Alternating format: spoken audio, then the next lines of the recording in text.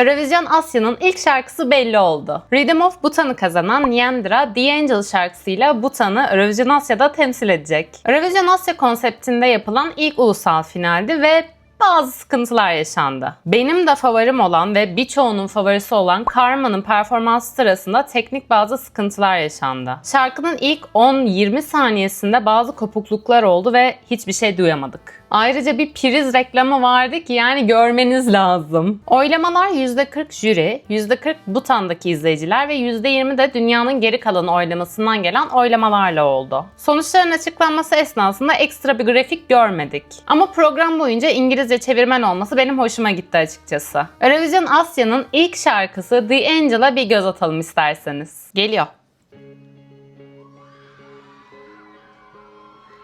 Bu şarkı için ben bir önceki videomda hatırlarsanız şöyle demiştim. Sözleri İngilizce olsaydı kesinlikle bir Avrupa şarkısı, böyle genel, normal bir şarkı derdim. Asla Bhutan şarkısı demezdim demiştim. Hala aynı şeyi düşünüyorum.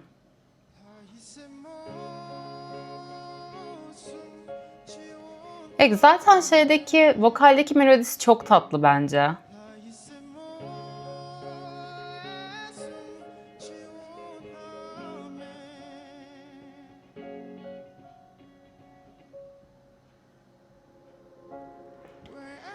Bak mesela burada zaten İngilizce sözler var ve direkt zaten kendini belli ediyor. Yani şak diye oturuyor. Asla zorlama duyulmuyor. Ya buna göre yapıldığı çok belli zaten şarkının.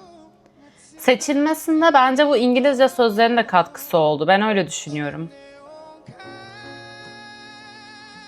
Buradaki ritimler falan mesela böyle arkada dın dın işte piyano, gitar falan çok Coldplay gibi hissettiriyor bana.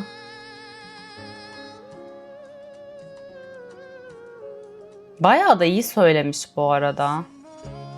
Hani tizlere falan çok rahat çıkıyor. Çok heyecanlı ya. Sonuçlar açıklanırken falan acayip ağladı. Çok tatlıydı bu arada.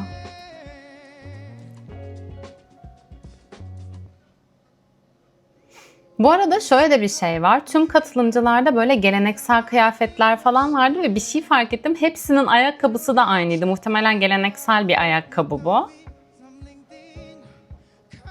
Ya bu şekilde yapmaları da çok hoş bence. Çünkü ya Bhutan'ın kültürünü dediğim gibi ben bilmiyorum. Birçoğunuzun da bilmediğini düşünüyorum. Bu şekilde kültürlerini göstermeleri çok güzel bence ama yine de bence çok daha etnik ve kültürlerini gösteren bir şarkı seçmelilerdi. Ben öyle düşünüyorum. O yüzden mesela Karma Durupçu'nun şarkısı bence çok daha uygundu buna. Şok geçirdim onu seçmemelerine. Ve 4. oldu abi. 4. ne? Yani yok artık.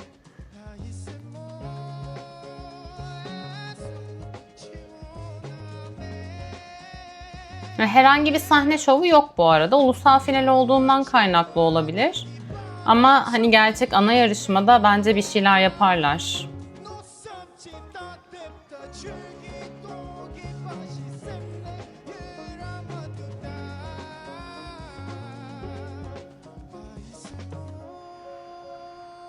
Tatlı ya, tatlı. Hani bak sahne şovu olmamasına rağmen böyle mimikleriyle, hareketleriyle, jestleriyle falan da o duyguyu veriyor aslında.